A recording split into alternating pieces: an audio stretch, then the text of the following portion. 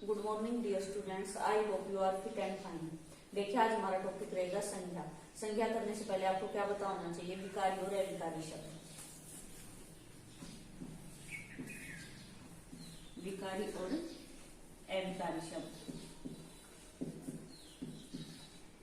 देखिए विकार का मतलब क्या होता है? चेंज होना, यानी कि जब लिंग वचन काल या क्रिया के आधार पर किसी भी शब्द में चेंज हो जाता है तो वो क्या बन जाता है?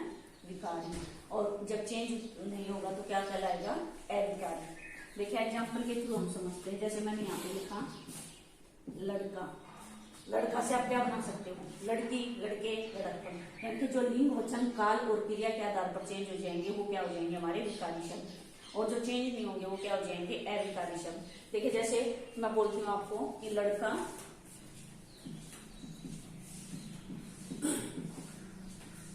स्कूल जाता है। लड़का स्कूल जाता है। या फिर आप लिख सकते हो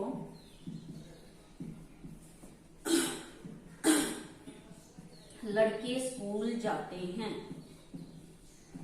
या फिर लड़की स्कूल जाती है। इस तरह से आप क्या कर सकते हो? लड़का को लिंग वचन काल या क्रिया के आधार पर चेंज कर सकते हो। लड़का, लड़की, लड़के, लड़कपन। अब मैंने यहाँ पे लिखा है विकारी में हमेशा। वह हमेशा मंदिर जाती है। वह हमेशा मंदिर जाती है। अब आप लिख सकते हो हमेशा का हमेशा ही, या फिर हमेशे। ऐसा कुछ लिंग वचन काल क्रिया के आधार पर चेंज कर सकते हो? नहीं कर सकते। तो क्या हो जाएगा? जो भी शब्द लिंग वचन काल या क्रिया के आधार पर चेंज नहीं होंगे वो सब क्या हो जाएंगे? अविकारी। देखिए जैसे मैंने यहाँ पे लिखा देव, कर सकते हो आप चेंज। बाहर, भीतर, क्या हो सकता है चेंज? कहने का अभिप्राय क्या है कि विकारी जो शब्द होते हैं वो लिंग वचन काल या क्रिया के आधार पर चेंज होते हैं और अविकारी शब्द वो चेंज नहीं होते। अब देखिए विकारी शब्द कौन कौन से होते हैं? संज्ञा, सर्वनाम,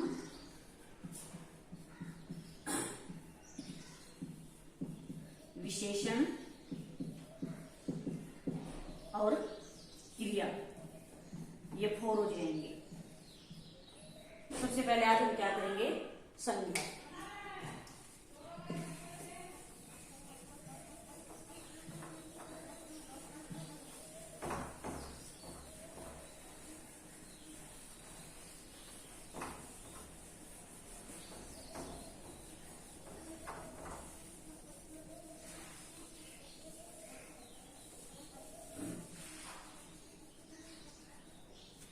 सबसे पहले आपको संज्ञा की डेफिनेशन पता होनी चाहिए। संज्ञा मीन्स क्या होता है?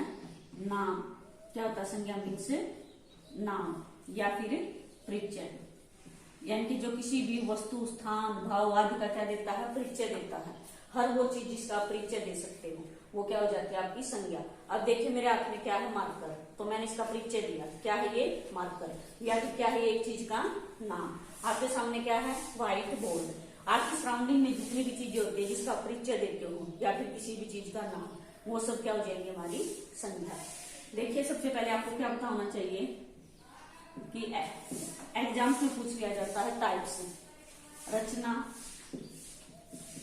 बनावट, उत्पत्ति। रचना, बनावट, उत्पत्ति या फिर मुख्य भेद। अगर ये सब आपसे पूछ लिया जाए तो क्या बताओगे आप? 3 टाइप्स। अगर आपसे पूछ लिया जाए रचना के आधार पर या फिर बनावट के आधार पर या फिर उत्पत्ति के आधार पर या फिर मुख्य भेद, तो कितने होंगे? 3। कौन कौन से? व्यक्तिवाचक,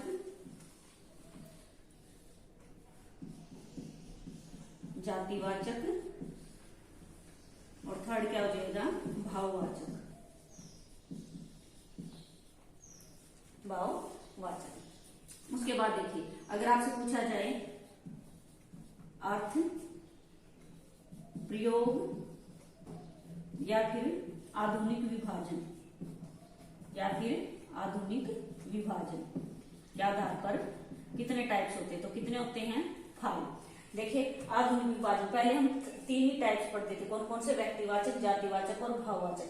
अब आधुनिक विभाजन के आधार पर या फिर अर्थ या प्रयोग के आधार पर पूछे तो क्या हो जाएंगे? फाइव। फाइव कैसे हुए? जो जातिवाचक संज्ञा है इसी के 2 पार्ट्स बना दिए गए हैं। जो जातिवाचक संज्ञा है इसी के 2 पार्ट्स बना दिए गए हैं। कौन कौन से? समुदायवाचक और कौन सा हो जाएगा? द्रव्यवाचक, जिसको आप मटेरियल नाउन और कलेक्टिव नाउन भी बोलते हो।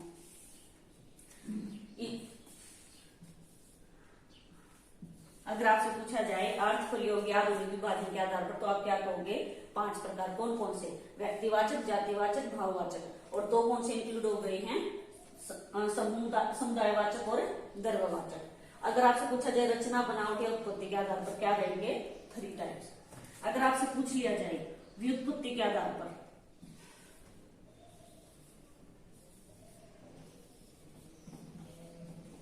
व्युत्पत्ति के आधार पर अगर आपसे पूछा जाए तो कितने हो जाएंगे? 3। ये कौन से रहेंगे? व्यक्तिवाचक, गणनीय और अगणनीय।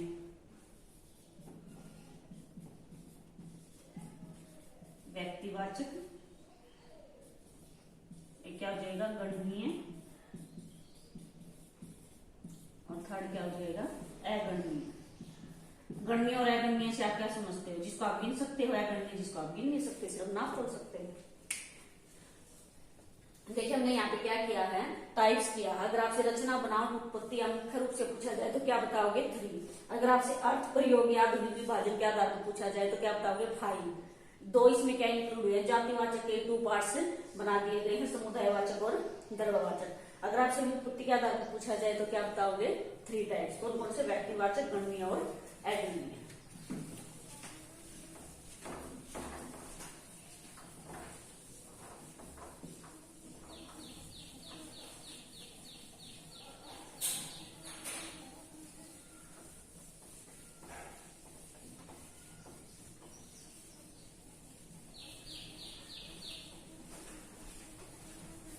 और हाँ, एक बात और याद रखना, अगर आपसे कुल प्रकार पूछा जाए तब भी आप क्या बताओगे? 5 प्रकार बताओगे। व्यक्तिवाचक, जातिवाचक, भाववाचक, समूहवाचक एंड द्रव्यवाचक। उसके बाद हम देखिए व्यक्तिवाचक और जातिवाचक में डिफरेंस को क्लियर करते हैं।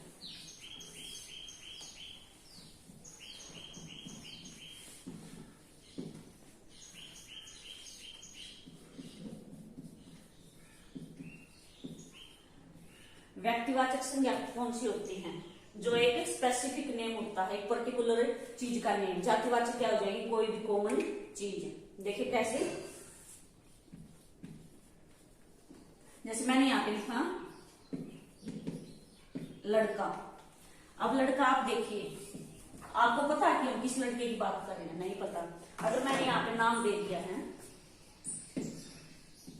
मंजीत, तो अब हम क्या कर रहे हैं? एक स्पेसिफिक बंदे की बात कर रहे हैं। किसकी बात कर रहे हैं? एक स्पेसिफिक बंदे की। नाम तो कई हो सकते हैं, लेकिन अगर नॉर्मली देखेंगे तो हम क्या कर रहे हैं? यहाँ पे एक पर्टिकुलर उसी बंदे की बात कर रहे हैं, मंजीत की।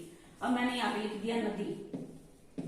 हमें नहीं पता हम किस नदी की बात कर रहे हैं। अगर मैं आपको बोलती हूँ गंगा, यमुना, सरस्वती, तो पता लगा कि किस नदी की बात हो रही है। एक स्पेसिफिक, एक पर्टिकुलर चीज है, तो क्या हो जाएगा? व्यक्तिवाचक संज्ञा। अब मैंने यहाँ पे लिख दिया पर्वत। हमें नहीं पता किस पर्वत की बात हो रही है। अगर मैंने यहाँ पे लिखा हिमालय, तो आप समझ जाओगे क्या हो जाएगा? व्यक्तिवाचक संज्ञा। और देखिए अगर मैंने यहाँ पे लिख दिया शहर, हमें नहीं पता किस शहर की बात हो रही है। अगर मैंने यहाँ पे लिख दिया पानीपत, सोनीपत, पानीपत, सोनीपत, तो क्या हो जाएगा? व्यक्तिवाचक संज्ञा। एक तो आपको क्या पता होना चाहिए? व्यक्तिवाचक और जातिवाचक संज्ञा में डिफरेंस। कैसे पहचानोगे आपके लिए व्यक्तिवाचक संज्ञा है या फिर जातिवाचक संज्ञा है? और दूसरा आपको क्या ध्यान रखना है, जब हम वाक्य में प्रयोग करते हैं तो व्यक्तिवाचक संज्ञा का मतलब कुछ और हो जाता है और जातिवाचक संज्ञा का मतलब कुछ और बन जाता है। जैसे मैंने यहाँ पे लिखा जयचंद। क्या लिखा? जयचंद। अब जयचंद क्या है? यहाँ पे व्यक्तिवाचक संज्ञा, किसी का नाम है। क्या है? व्यक्तिवाचक संज्ञा। अगर इसी को मैं वाक्य में प्रयोग कर देती हूँ, कैसे? हमारे यहाँ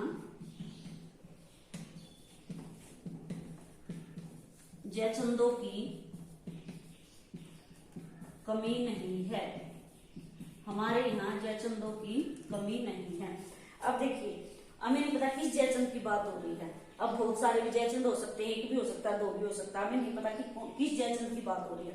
अब जब वाक्य में प्रयोग हुआ जयचंद, तो क्या हो गया, ये जातिवाचक संज्ञा। क्या बन जाएगा, जातिवाचक संज्ञा। देखिए, एक बात आप क्या याद रखोगे इसमें कि व्यक्तिवाचक संज्ञा है जो हमेशा क्या कैसे यूज होगी, एक वचन के रूप में। कैसे यूज होगी, एक वचन के रूप में यूज होगी। और जातिवाचक संज्ञा एक वचन और बहुवचन, यानी कि एक वचन से बहुवचन हम बना सकते हैं और व्यक्तिवाचक का हम बहुवचन नहीं बना सकते। अगर हम व्यक्तिवाचक संज्ञा का बहुवचन बनाएंगे तो क्या बन जाएगी, वो जातिवाचक संज्ञा बन जाएगी। देखिए,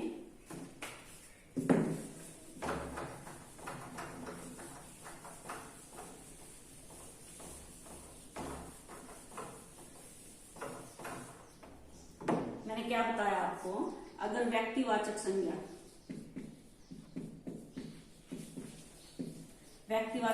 जो क्या होती है, हमेशा एक वचन रहती है।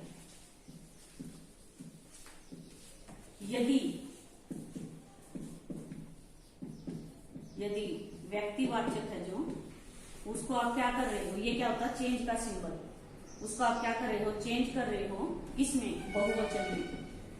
आप उसको चेंज कर रहे हो बहुवचन में, तो वो क्या बन जाएगी, जातिवाचक संज्ञा बन जाएगी। क्या बन जाएगी, जातिवाचक संज्ञा। क्या बन जाएगी, जातिवाचक संज्ञा। अब देखिए, अगर मान लीजिए, और क्या बताया मैंने, जो जातिवाचक संज्ञा उसका आप बहुवचन बना सकते हो। जातिवाचक संज्ञा का क्या बना सकते हो आप, बहुवचन। क्या बना सकते हो, बहुवचन। क्लियर। जैसे मैंने एग्जाम्पल से आपको क्या बताया है कि जयचंद क्या है, व्यक्तिवाचक। जब इसको वाक्य में आपने यूज कर दिया, या फिर इसकी जब प्लूरल फॉर्म होगी, बहुवचन इसका बनाया जाएगा व्यक्तिवाचक संज्ञा का, तो क्या बन जाएगा, वो जातिवाचक संज्ञा। देखिए, व्यक्तिवाचक और जातिवाचक को एक एग्जाम्पल से और समझते हैं।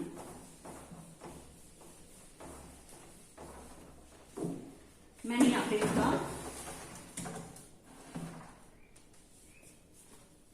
सॉरी भाई, मैंने यहाँ पे लिखा गांधी, महात्मा गांधी। अब देखिए, गांधी क्या है यहाँ पे, गांधी कोई भी हो सकता है।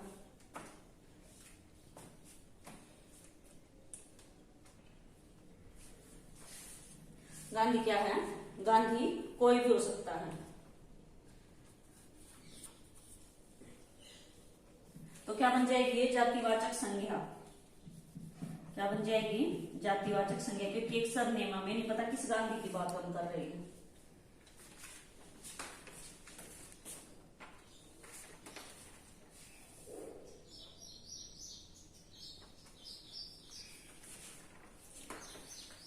अब उसके बाद देखिए, महात्मा गांधी। महात्मा गांधी एक स्पेसिफिक बंदे का नेम है, तो ये क्या हो जाएगा, व्यक्तिवाचक संज्ञा। क्या बन जाएगा, व्यक्तिवाचक संज्ञा। अब मैंने यहाँ पे लिखा, गांधी हमारे राष्ट्रपिता थे। गांधी हमारे राष्ट्रपिता थे। अब देखिए, अब आप कहोगे कि गांधी, अब यहाँ पे क्या बन गया, गांधी। गांधी अब यहाँ पे आपका व्यक्तिवाचक। क्या है, व्यक्तिवाचक। क्या है, व्यक्तिवाचक। अब आप कहोगे कि यहाँ पे क्या था, गांधी जातिवाचक, यहाँ पे व्यक्तिवाचक। कैसे पता चलेगा आपको कि गांधी हमारे राष्ट्रपिता थे। देखिए, इस शब्द से आपको पता लग जाएगा कि जो राष्ट्रपिता है वो कौन थे, महात्मा गांधी थे। तो आप अब क्या बन जाएगा, ये व्यक्तिवाचक संज्ञा है। क्लियर। आई होप आप सभी को क्लियर हो गया होगा।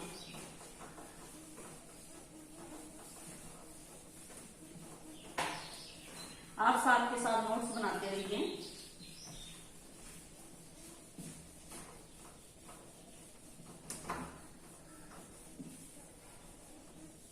और एक बात और आप क्या याद रखोगे, व्यक्तिवाचक और जातिवाचक में क्या याद रखोगे, जो व्यक्तिवाचक संज्ञा है और जातिवाचक संज्ञा, क्या ध्यान रखोगे कि व्यक्तिवाचक में जितनी भी प्रकृति के नियम होते हैं क्या होते हैं, प्रकृति के नाम जो होते हैं, जैसे कैसे, बारिश, बारिश, तूफान, आंधी, आंधी, तूफान, ओलावृष्टि, इस तरह से जितने प्रकृति के नाम होते हैं वो क्या हो जाएंगे, सभी व्यक्तिवाचक संज्ञा में आ जाएंगे।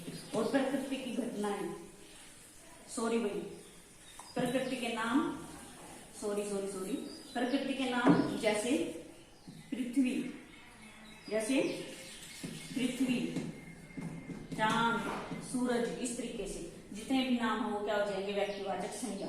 और जो प्रकृति की घटनाएं हैं, प्रकृति की जो घटनाएं हैं, कैसे, आंधी, तूफान, बारिश, ये सब क्या हो जाएंगे, जातिवाचक में आ जाएंगे। क्या हो जाएंगे, ये सभी जातिवाचक में। और एक जितने भी पेड़, पशु, फल, वो सभी किसके अंदर आ जाएंगे, जातिवाचक संज्ञा के अंदर।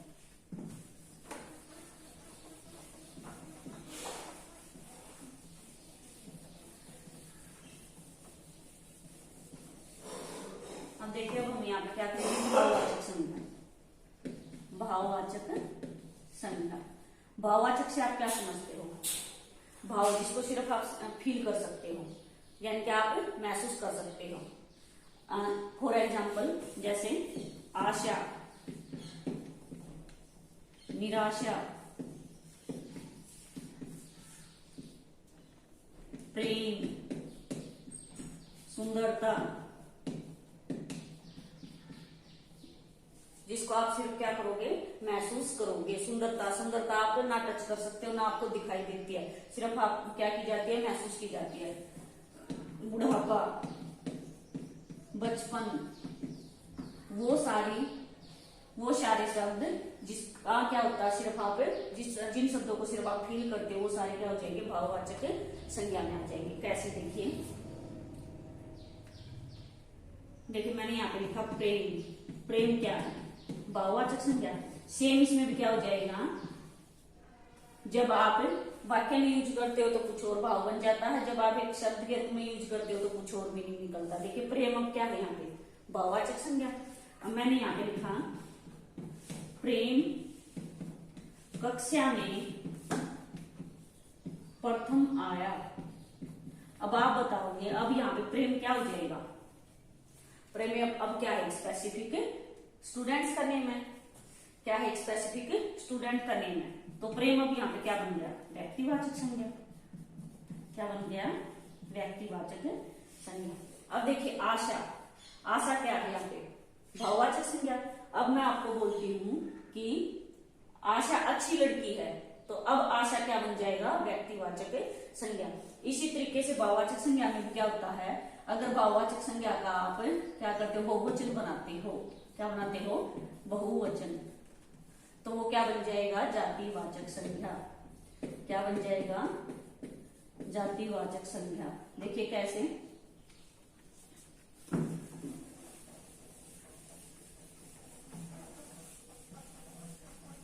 मैंने यहाँ पे लिखा अच्छा। अच्छा क्या है, विशेषण। अच्छा क्या है, विशेषण। अब मैंने यहाँ पे लिखा अच्छाई। क्या लिखा, अच्छाई। ये क्या बन गया, भाववाचक संज्ञा। क्या बन जाएगा, भाववाचक संज्ञा। मैंने यहाँ पे लिखा अच्छाइयां।